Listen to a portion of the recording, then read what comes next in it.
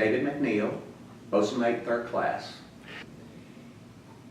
I had applied for or volunteered for swift boats twice, and I'd been turned down both times because I wasn't a third class bosun mate. At that time, they were only taking NCOs, and I was still at an E3.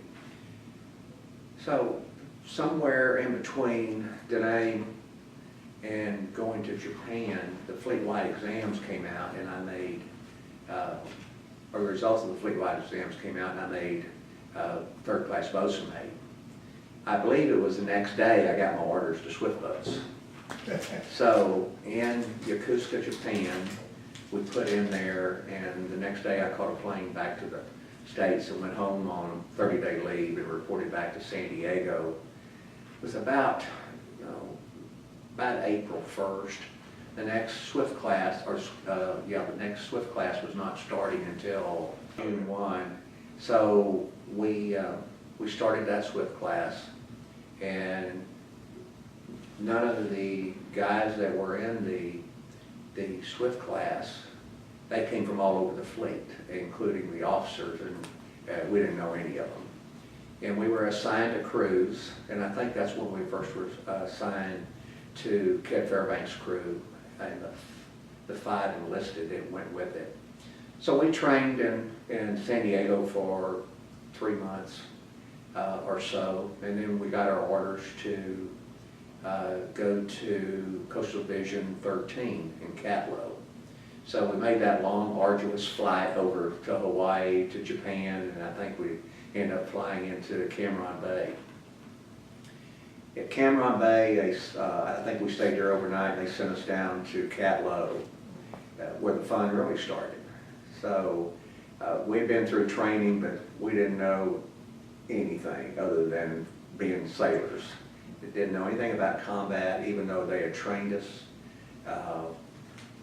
pretty extensively. There's nothing like the real thing. I remember the first day they took us out on our sort of shakedown cruise.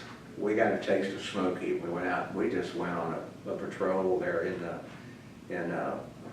the bay off of Cape St. Jacques, Butao, and he deemed us ready for patrol. So we went back in, and I think a couple days later we got our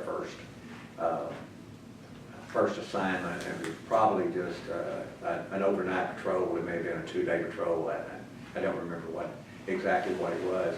But it was sort of interesting that you really find out how well you were really trained. All you needed was confidence, and just a few patrols on the boat, some live fire missions, staying up all night,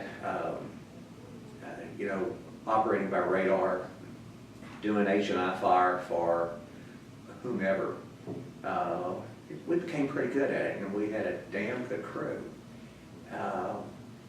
And I think because we were such a good crew, they put us out on patrol quite a bit.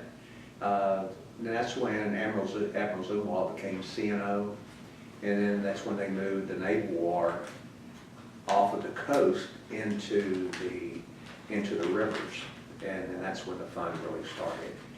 But it really was, it sort of added to the excitement of your life that very few people, I know my age, had experienced. I don't remember anybody that I graduated from high school with or went to college with that had been in the service, much less gone to Vietnam. So it was sort of an interesting way of growing up real quick. The 5 guys plus our boat officer, we probably had as close a relationship as any 6 men could ever have, and even here has persevered for 46 years, 47 years, something like that. When we were in San Diego 2 years ago, we had the opportunity that 4 of the 6 crew actually were at that reunion, and I believe that probably set a record for the number of in one crew being at any one of the reunions. We had, with Ked's help and my effort at it, we tried to find the other 2 crew members, just seeing how you're doing, how's life been. and found one of our former crew members who didn't want to have anything to do with Swift Boats, the reunion, and so I mean, that's, if it bothered him, then that was no need pushing him.